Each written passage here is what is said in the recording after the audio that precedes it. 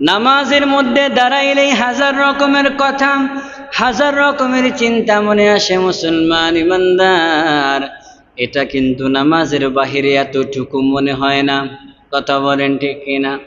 নামাজে দাঁড়াইলে যত রকমের চিন্তা, যত রকমের টেনশন, যত রকমের কথা মনে পড়ে এই নামাজের মধ্যে। কথা বলেন, হ্যাঁ?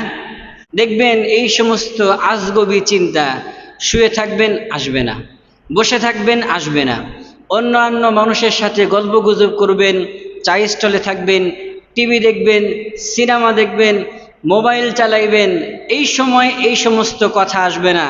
যত আজগবি কথা আর যত আজগবি চিন্তা এই নামাজের মধ্যে দাঁড়াইলে আসে। কথা বলেন, হ্যাঁ? নামাজের মধ্যে কয় রাকাত পড়তেছি, রুকু দিচ্ছে নাকি সেজদা দিচ্ছে, রুকুতে কি পড়া লাগে, বা সূরা কেরাত কি পড়ছে, প্রথম রাকাতে কোন সূরা পড়ছে, দ্বিতীয় রাকাতে আর কোনো কি মিল পায় না। এরকম হয় কি হয় না? হ্যাঁ, এরকম হয়। এটা হওয়াটাই স্বাভাবিক। আল্লাহর নবী সাল্লাল্লাহু আলাইহি ওয়াসাল্লামের জামানাতেও আল্লাহর নবী সাল্লাল্লাহু আলাইহি ওয়াসাল্লামের কাছে এক সাহাবী ডাক দিয়া কয়, পয়গম্বর, নামাজের মধ্যে দাঁড়াইলে হরেক রকমের টেনশন, হরেক রকমের চিন্তা আসে। ওগো আল্লাহর নবী, এই যে শয়তান আমাদেরকে ধোঁকা দেয়, নামাজ আদায় করব কেমনে? আল্লাহর নবী সাল্লাল্লাহু আলাইহি ওয়াসাল্লাম ডাক দিয়া কয় যে শয়তান প্রত্যেক বনি আদমের অন্তরে হাঁটু গেড়ে বসে আছে। কি? প্রত্যেক বনি আদম সন্তান, বনি আদমের অন্তরে হাঁটু গেড়ে বসে আছে এই শয়তান। শয়তান দেখবেন অন্যান্য সময় ধোঁকা দিবে না। একজন মুমিন বান্দা তার নামাজটা যখন সহিহ শুদ্ধ হয়, তার নামাজটা যখন ভালো হয়, তার নামাজটা যখন খুশু খুজুর সহিত হয়, তখন এই নামাজটাকে আল্লাহ রব্বুল আলামিন নামি দামি ফেরেশতাদের মাধ্যমে সুন্দর সুন্দর সুগন্ধিযুক্ত পরিষ্কার পরিচ্ছন্ন কাপড় দ্বারা বেষ্টন করে আল্লাহ রব্বুল আলামিনের কাছে পৌঁছে দেওয়া হয়। পক্ষান্তরে যার নামাজটা খারাপ হয়, যার নামাজের মধ্যে খুশু খুজু নাই, যার নামাজের মধ্যে লোক দেখানো, আল্লাহ তাআলার সন্তুষ্টি অর্জনের জন্য না, তাড়াহুড়ো করে নামাজ আদায় করে, রুকু ঠিক মতো আদায় করে না, সিজদা ঠিক মতো আদায় করে না, এই সমস্ত ব্যক্তিদের নামাজকে একটা ময়লা দুর্গন্ধযুক্ত পচা একটা ন্যাকড়ার মধ্যে পিছায়া নামাজি ব্যক্তির মুখে নিক্ষেপ করা হয়। কারণ শয়তান তো চাইবে না যে এই বনি আদম তার নামাজটা আল্লাহ তাআলার কাছে পৌঁছে যাক। আল্লাহ নবী সাল্লাল্লাহু আলাইহি ওয়াসাল্লামের দরবারে একজন সাহাবী নবীজিকে ডাক দিয়া বললেন, ওগো পয়গম্বর, নামাজের মধ্যে দাঁড়াইলেই হরেক রকমের টেনশন চলে আসে, হাজার রকমের চিন্তা, হাজার রকমের কথা চলে আসে। ওগো পয়গম্বর, নামাজের মধ্যে শয়তান আমাদেরকে ধোঁকা দেয়। সাহাবীদের জামানায় যদি এমন হয়ে থাকে, সাহাবীদের ব্যাপারে যদি এমন হয়ে থাকে, তাহলে আমাদের ব্যাপারে তো আরো বেশি। কথা বলেন। এক ব্যক্তি নামাজ আদায় করে, একজন ব্যবসায়ী লোক।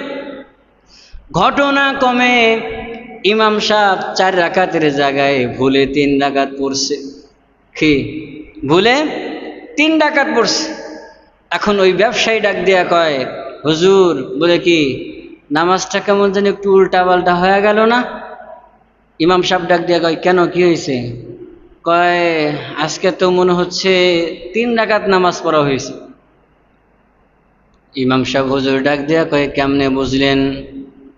কেমনে বুঝলেন যে নামাজ আজকে 3 রাকাত পড়া হয়েছে?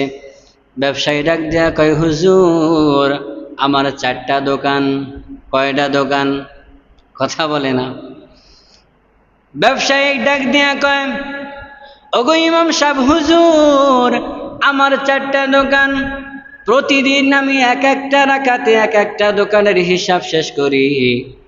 আজকে আমার 3টা দোকানের হিসাব শেষ হয়েছে, আর একটা দোকানের হিসাব বাকি আছে। কি? আর একটা দোকানের হিসাব আমার বাকি আছে। তার মানে আজকে 4 রাকাত হয় নাই, 3 রাকাত হয়েছে। এখন আমাদের উত্তর হলো, এখন আমাদের করণীয় হলো এই যে নামাজের মধ্যে হরেক রকমের টেনশন, হাজার রকমের কথা, দেখবেন এই কথা এই সমস্ত টেনশন অন্যান্য সময় আসে না। আমি এখানে নামাজ আদায় করতেছি কিন্তু আমার মন ঢাকা, চট্টগ্রাম, নাটোর, খুলনা বিভিন্ন জায়গাতে আমার মন ঘুরে আসতেছে। আমি কিন্তু এখানে জিসম তেরা यही है मगर কলব তেরা ইহা नहीं है। আমার শরীর এখানে কিন্তু আমার অন্তর কোথায়? দুনিয়াতে, ঢাকাতে, বিদেশে, সিঙ্গাপুরে, বিভিন্ন ব্যবসায়, বিভিন্ন কর্মে, বিভিন্ন ঘটনার সাথে জড়িত আমার এই অন্তর। পরে লাস্টে যখন ইমাম সাহেব সালাম ফিরায় তখন কি সালাম ফিরায়? এরকম হয় কি হয় না? একা একা নামাজ আদায় করলেও এরকম হয়, কয় রাকাত পড়ছে কোনো রকমের খোঁজ নাই। আবার জামাতের সাথে আদায় করলে তো সূরা কেরাত কোনো কিছুই পড়া লাগে না, খালি মনে করেন যে আল্লাহু আকবার বলে দাঁড়াইছে, এই দায়িত্ব শেষ, আর কোনো কি নাই, দায়িত্ব নাই। ইমাম সাহেব কয় রাকাত পড়লো বা ইমাম সাহেব সূরা কেরাত কি বললো না বললো ওটা কোনো কি কেউ খেয়াল রাখে না। এই যে নামাজের মধ্যে শয়তানের ওয়াসওয়াসা, শয়তানের ধোঁকা, এটা কিভাবে আমরা ফিরায় রাখবো, কিভাবে আমাদের অন্তর, কিভাবে আমাদের মনটাকে নামাজের মধ্যে স্থির রাখবো, আপনাদেরকে বলি। আপনি চিন্তা করবেন যে আমি আল্লাহর সামনে দাঁড়িয়েছি, আমি আল্লাহর সামনে দাঁড়িয়েছি, যে এই মুহূর্তে আমার পিছনে জাহান্নাম, আমি একটা ফুলসিরাতের উপরে দাঁড়িয়ে আছি, আমি যদি একটু এদিক সেদিক হই তাহলে আমি সরাসরি পড়ে যাব। এই যে ফার্স্ট টাইমে আপনি যখন এই চিন্তা ভাবনা নিয়ে নামাজে দাঁড়াবেন, দেখবেন যে কিছুক্ষণ হলেও আপনার মনটা নামাজের মধ্যে থাকবে। ইমাম সাহেব কি পড়তেছে, সূরা কেরাত পড়তেছে না কি করতেছে, এগুলো খেয়াল করবেন। এবং সেই সাথে যখন আবার দেখবেন যে আপনার মনটা উলট পালট হয়ে গেছে, এবারে 3 রাকাত শেষ, অর্থাৎ সালাম ফিরানোর পরে আপনার মনে আসছে হায় রে আমার মন তো সেদিক চলে গেছিল, আমার মন তো বিভিন্ন চিন্তায় মশগুল। তাহলে দেখা যাবে পরবর্তী ওয়াক্তে নামাজে এই চিন্তা চেতনা আপনি যখন আপনার মনটাকে ফিরিয়ে নিয়ে আসবেন, তখন দেখা যাবে পরবর্তী ওয়াক্তের নামাজে, এই নামাজে আপনার মন ওদিকে চলে যাবে, কিন্তু তখন আর সালাম ফিরানোর পরে না, বরং 2 রাকাত আগে আপনার এই মনটা নামাজের মধ্যে স্থির এসে যাবে। এভাবে ক্রমান্বয়ে বারবার আপনি স্মরণ করবেন যে না আমার মনটা কিন্তু ওদিক চলে যাচ্ছে, আমার মনে কিন্তু শয়তান ওয়াসওয়াসা দিচ্ছে, আমার মনটা কিন্তু দুনিয়ার দিকে ধাবিত হচ্ছে। এই যে বারবার যখন আপনি নামাজের মধ্যে এই টেনশন করবেন বা চিন্তা করবেন, মনটাকে ফিরে আনার একটা পরিকল্পনা করবেন, চিন্তা ভাবনা নেবেন, তখন আস্তে আস্তে দেখবেন যে আপনার নামাজ আপনার মন মতো হচ্ছে, আপনার মন এই নামাজের মধ্যে স্থির হচ্ছে। ইহা ছাড়াও শয়তান দেখা যায় যে নামাজ ছাড়া, আল্লাহ তাআলা বলেন নিশ্চয় নামাজ অশ্লীল মন্দ কাজ থেকে ফিরায় রাখে।